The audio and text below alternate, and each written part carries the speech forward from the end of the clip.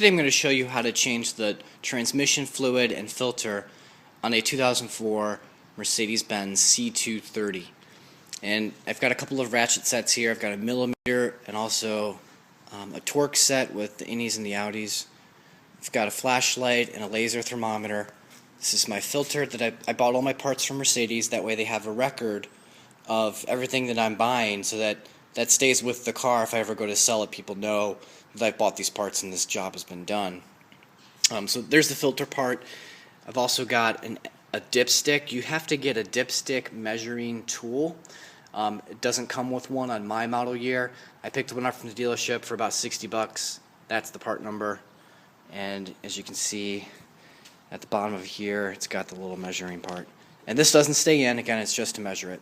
I've also picked up the gasket, and then there's a washer.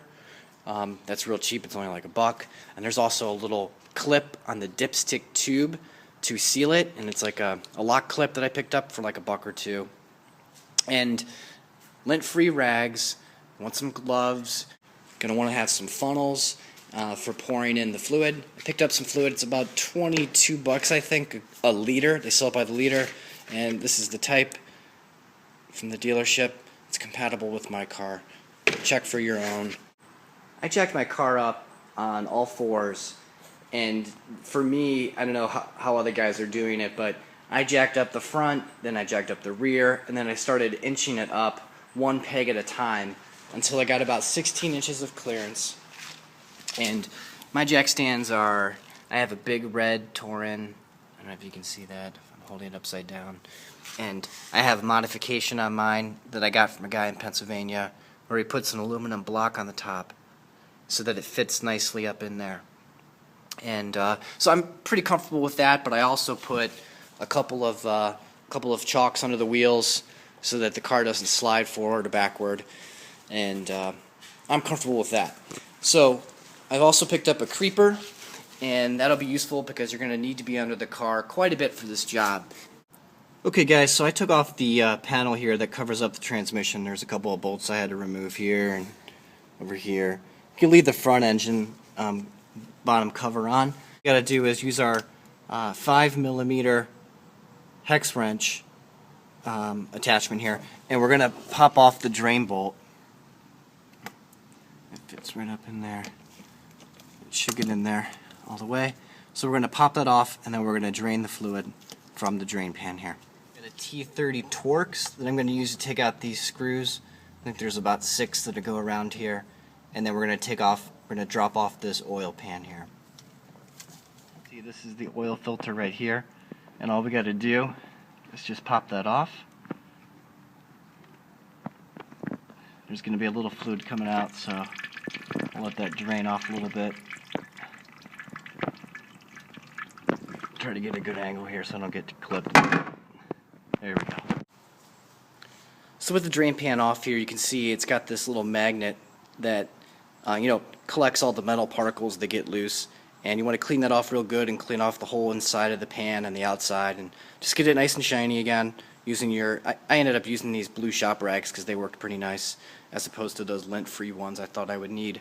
And then you'll just pop the magnet back down in there, put the drain plug back on with the new washer that I picked up, and tighten that to 20 Newton meters according to the Star Service DVD that I got for my car.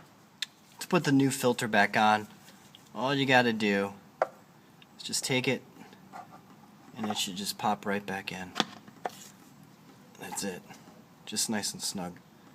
And then we'll put on our new pan, and we'll tighten up those 6 bolts to 8 nanometers according to the Star Service DVD for my car. This is the dipstick tube. We gotta take off this little safety check here. I'm just going to kind of just push that down in there and pop it all the way through if I can. Let's see if I could just pull it out, or if not, just pull this off.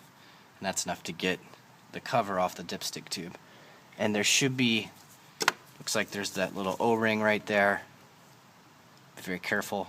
I'm going to take that out because we're going to try to reuse that. I'm going to clean that off too. I ended up using a pair of needle nose pliers to pull this little lock tab through the bottom of the filler cap here. And then this is the new cap that I picked up from the dealer. Also put the O-ring back in there. I cleaned it and pushed it all the way to the back. You can see it right there. Now you got to measure the amount of fluid that has drained out of the vehicle, and we're going to put that much fresh fluid back in, less 500 milliliters.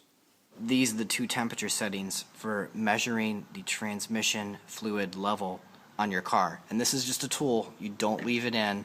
So what I'm going to do is, I've heard that it might be better to measure it hot. So I'm going to drive my car for about 20 minutes, city, highway, everything, get it nice and hot, come back, use this to measure the bottom of the transmission oil pan. And if I'm, at 80 degrees Celsius, I'm going to be looking for it to be in here or bring it to that level. So for now, we're all done. Just remember, again, you're not going to leave this in the car. It's just a tool to measure it.